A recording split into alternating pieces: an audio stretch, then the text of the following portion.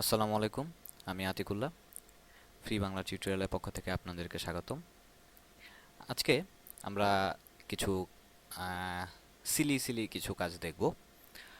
সেটির জন্য আমরা প্রথমে যে কাজটি করব সেটি হচ্ছে যে আমি এখানে ইমেজের মধ্যে গেলাম, ইমেজ রোটেশন।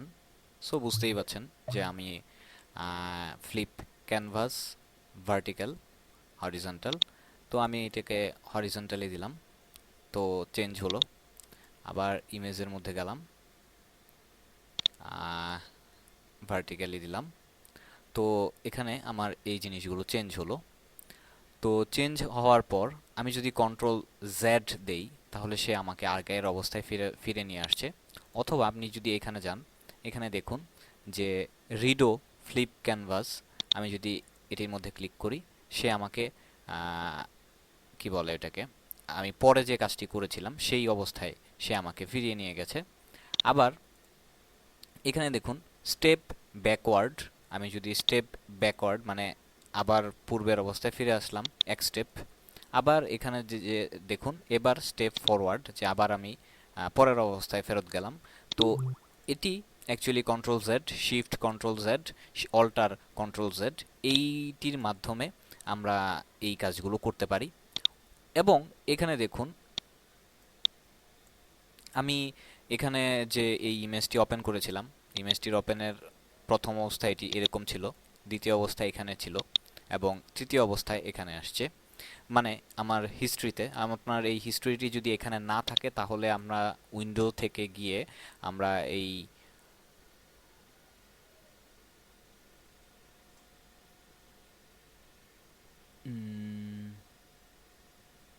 হিস্ট্রি এটিকে নিয়ে আসতে পারেন। তো যাই হোক, আমাদের যেহেতু এখন এখানে আছে, তো সেই হিসেবে এখানে দেখুন যে আমার ইমেজটি ছিল, ইমেজটি হচ্ছে এরকম। আমি যখন প্রথম ওপেন করেছিলাম তখন ছিল এরকম। এরপর আমি এই কাজটি করেছি, এরপর আমি এই কাজটি করেছি।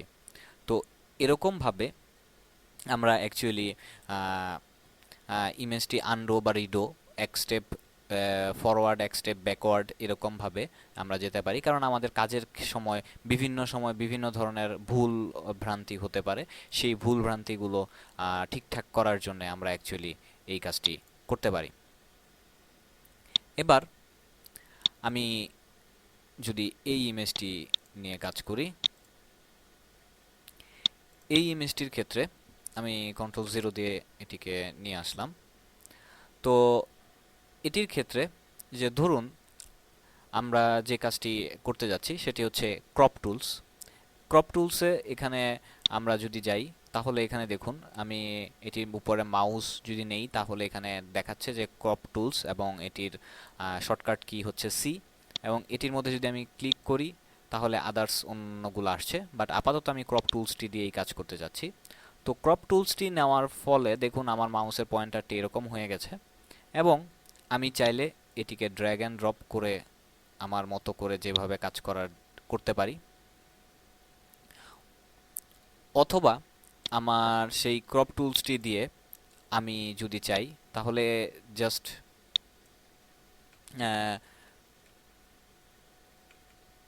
যে আমি যদি চাই তাহলে যে দেখুন আমি যদি এখান থেকে এটি চেঞ্জ করতে পারি, তো আমি এটি করলাম না। তাহলে এখানে সিম্পলি আমি যদি এটা করে ফেলি তাহলে রাইট চিহ্নের মধ্যে যে ওকে করে ফেলো। আর যদি আমি এটি এইভাবে চাচ্ছি না, তো এটি এখানে আমি ক্লিক করলাম, তাহলে আমার সেই আবার আগের অবস্থায় ফিরে আসলো। তো আমি যদি চাই যে আমি চাচ্ছি যে আমার এই ঘরটুকুকে ক্রপ করার জন্য, তাহলে আমার ওইখান থেকে মাউসটা যে পয়েন্টারটা এখন অটোমেটিক্যালি এখানে চলে এসছে, এবং এবার আমি এটিকে ড্র্যাগ অ্যান্ড ড্র্যাগ করে যে আমার পছন্দ মতো এখানে করতে পারি। অথবা এখানে যদি আমি চাই তাহলে এখানে রেশিও অনুযায়ী, যে আমার কোন রেশিওতে আমি করতে চাচ্ছি সেই রেশিও অনুযায়ী আমি এটিকে করতে পারি। আবার এখানে আরেকটি যেই ব্যাপার রয়েছে সেটি হচ্ছে যে অটো ওভারলে আর নেভার শো ওভারলে। মানে এখানে যে আমার এই যে গ্রিড বারটি শো করছে, সে এখানে দেখুন অলওয়েজ শো গ্রিড বার, মানে গ্রিড বার শো করার জন্য বলা হয়েছে। তো আমি যদি এটিকে নেভার দেই তাহলে সে এটি আমাকে শো করবে না। আর তবে আমার মনে হয় যে এটির থেকে এই অপশনটি বেশি বেটার, যে অটো শো ওভারলে, যে এটি এখন আমাকে শো করছে না মাউস উপরে নিলেও না, কিন্তু আমি যখন এটিকে ধরছি তখন ঠিকই আমার এটি এখানে শো করছে। তো এরকমভাবে অ্যাকচুয়ালি আমরা এই কাজটি করতে পারি। এবং এবার যদি আমি এখানে প্লাসের মধ্যে ক্লিক করি তাহলে দেখুন আমার ইমেজটি কেটে গেছে। তো এখানে আমি যদি এটির মধ্যে ক্লিক করি তাহলে সে আবার নতুন করে আমার এই ইমেজটি কাটার জন্য সুযোগ করে দিচ্ছে। তো আমি যেটি করতে চাচ্ছি যে আমি আবার পূর্বের অবস্থায় ফেরত চলে আসলাম। তো এতক্ষণ আমি যা করলাম সেটা হচ্ছে যে আমার এই ঘরটাকে এখানে কেটেছিলাম, কেটে আমি সবকিছু ফেলে দিয়েছিলাম, মানে আমার বাকি যে অংশটুকু সেটা চলে গেছিল। বাট আমি চাচ্ছি যে এখানে দেখুন ডিলেট ক্রপ পিক্সেল, আমি এখানে ডিলেট মানে ওইগুলো ফেলে দেওয়ার কথা এখানে বলা আছে। তো আমি যদি এটিকে ডিলেট না দিয়ে এটি এমনেতে এবার আমি এটিকে ক্রপ করলাম এবং এটিকে আমি ওকে দিলাম, তাহলে এখানে দেখুন যে স্টিল নাও আমার এটি আছে, মানে ক্রপ করা হয়েছে। বাট এখানে দেখুন আমি যদি আমার সিলেক্ট কি দিয়ে এখান থেকে আমার সেই ইমেজটি এবার নাড়াতে পারছি, এবং আমার যদি মনে করি যে আমার সাইজ এটাই, বাট এটুকু আমাকে চেঞ্জ করতে হবে বা এই জায়গায় আমাকে এইটুক ক্রপ করতে যাচ্ছি, তাহলে আমরা এটা করতে পারি। তো এবং এখানে দেখুন আমি আবার পূর্বের অবস্থায় ফিরে আসলাম, যেই আরেকটি যে ব্যাপারটি দেখানোর জন্য, সেটি হচ্ছে যে ধরুন আমি যদি এখানে ক্রপ করতে যাই বা ক্রপ করতে চাই, তো এখান থেকে আমি আমার এই অপশনগুলো তো রয়েইছেই, বাট আমি যদি এখান থেকে না দিয়ে এখানে আমার নির্দিষ্ট স্পেসিফিকভাবে যদি কোনো মান থেকে থাকে সেই মানগুলো দিয়ে সেই রকমভাবে আমার ইমেজটি আমি চাইলে কাটতে পারি। তো একটু আগে আপনারা হয়তোবা দেখেছেন যে আমি যখন এটি ক্রপ করেছিলাম এবং ওকে দিলাম, তো আমি যদি এবার কন্ট্রোল জেড দেই, আগে না, ওকে, তো এবার তো আমি এটিকে যদি কন্ট্রোল জেড দেই এবং দেখুন এখানেই আমার এই ইমেজটি মানে নাড়াচাড়া করছে, যা করছে আমার এই সাইজ এটাই রয়েছে, এবং আমি আমার পূর্বের অবস্থায় ফিরে নিয়ে আসছিলাম কিভাবে, এখানে হিস্টোরির মধ্যে গিয়ে। কিন্তু এটি আমি করেছিলাম যে এখন যে ব্যাপারটি আপনাদেরকে দেখাবো সেটা দেখানোর জন্য, সেটি হচ্ছে যে আমি যদি এখানে ইমেজের মধ্যে যাই এবং রিভেল অল এটির মধ্যে যাই, তাহলে এখানে দেখুন যে আমার সেই ইমেজটি আবার পূর্বের অবস্থায় ফিরে এসছে, আমাকে ওই হিস্ট্রিতে যাইতে হয় নাই। এবার আবার এই ক্রপ টুলসে ধরুন আমি এখানে এটিকে কাটলাম এবং ওকে দিলাম। তো এবার মনে করুন যে আমি এটিকে যদি বড় করতে যাই তাহলে এখান থেকে আমি সেটিকে বড় করতে পারছি, কারণ আমার এখানে এই ডিলেট ক্রপ টুলসটি এখানে উঠিয়ে দেওয়া হয়েছে। তো ধরুন আমি যেটি করলাম যে এটিকে সিলেক্ট করে ওকে দিলাম এবং এবার আমি এটিকে যদি বড় করি তাহলে দেখুন যে নিচে আমার একটি ট্রান্সপারেন্ট ব্যাকগ্রাউন্ড চলে আসছে, কিন্তু এটি আমি নর্মালভাবে এরকমভাবে টেনে টুনে এই জিনিসটি করেছি। কিন্তু আমি এখানে যা করতে চাচ্ছি সেটি হচ্ছে আবার কন্ট্রোল জেড দিয়ে আমার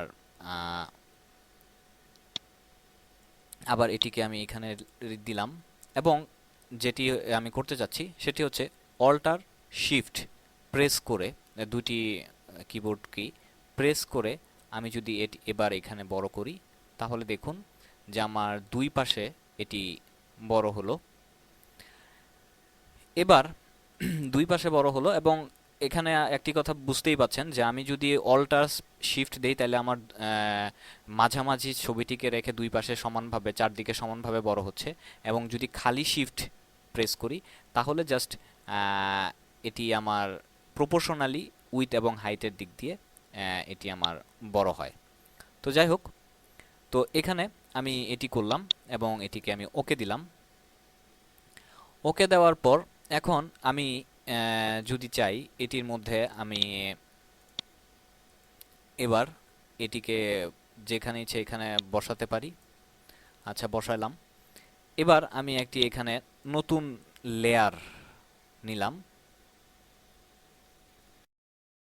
নতুন লেয়ারের পর নেওয়ার পর এখানে আমি এডিট এবং ফিল, যেটি শিফট F5 দিয়ে দেওয়া যেতে পারে, ফিলের মধ্যে গেলাম এবং ফরগ্রাউন্ড কালারের মধ্যে আমি এখান থেকে ব্যাকগ্রাউন্ড কালার হোয়াইট দিতে পারি, অথবা এখান থেকে আমি ব্যাকগ্রাউন্ড কালার যেটি দেওয়া যদি দিতে চাই সেটি দিতে পারি, অথবা আমি ধরুন এখানে গ্রে কালার দিলে আমার মনে হয় ভালো লাগবে না, আচ্ছা হোয়াইট দিলাম জাস্ট সময় বাঁচানোর জন্য। ওকে। তো এবার দেখুন আমার এখানে এটি হোয়াইট কালার হয়ে গেছে, কিন্তু স্বভাবতই আমার ছবিটা দেখা যাচ্ছে না। কিন্তু ছবিটা এখানে দেখুন লেয়ার প্যানেলে ঠিকই আমার ছবিটা আছে। তো এটি কেন হচ্ছে, যে আমার এখানে যে আমি লেয়ারটি নিয়েছি সেই লেয়ারটি উপরে এবং আমার ছবির লেয়ারটি নিচে, যেটি ফলে আমার হলুদ সাদা ব্যাকগ্রাউন্ডটি দেখাচ্ছে, এই লেয়ারটি দেখাচ্ছে না। তো এবার যদি আমি এটিকে ড্র্যাগ করে নিচে ড্রপ করে দিই, মানে নিচে ছেড়ে দিলাম, তো এবার দেখুন যে আমার সেই ছবিটি এবং ওইটির মধ্যে আমার সেই ছবিটি দেখাচ্ছে। তো এটিকে আমি যদি আমার সাইজ টাইজ ঠিক করলাম এবং এখানে যদি চাই আমি ইফেক্ট দেওয়ার জন্যে স্ট্রোক এবং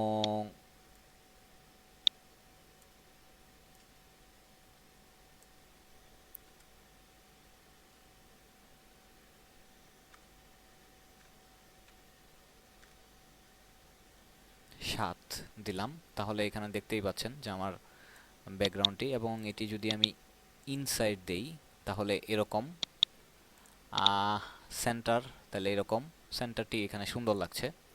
তো সেই হিসেবে আমি এটিকে ওকে দিলাম। তাহলে এখানে দেখুন যে এখানে আমার সেই ছবিটির মধ্যে এবার মনে হচ্ছে যে সাদা একটা ব্যাকগ্রাউন্ডের মধ্যে একটা ফ্রেমের মধ্যে আমি আমার এই ঘরের ছবিটি এখানে রেখেছি। তো এভাবে অ্যাকচুয়ালি টুকটাক কাজ করা যেতে পারে। তো এই ক্রপ এবং ট্রান্সফারেন্স এই এই এই ক্রপ টুলস নিয়ে আমি আগামী টিউটোরিয়ালে আরেকটু কিছু কথা বলবো। আজকে এই পর্যন্তই। ধন্যবাদ।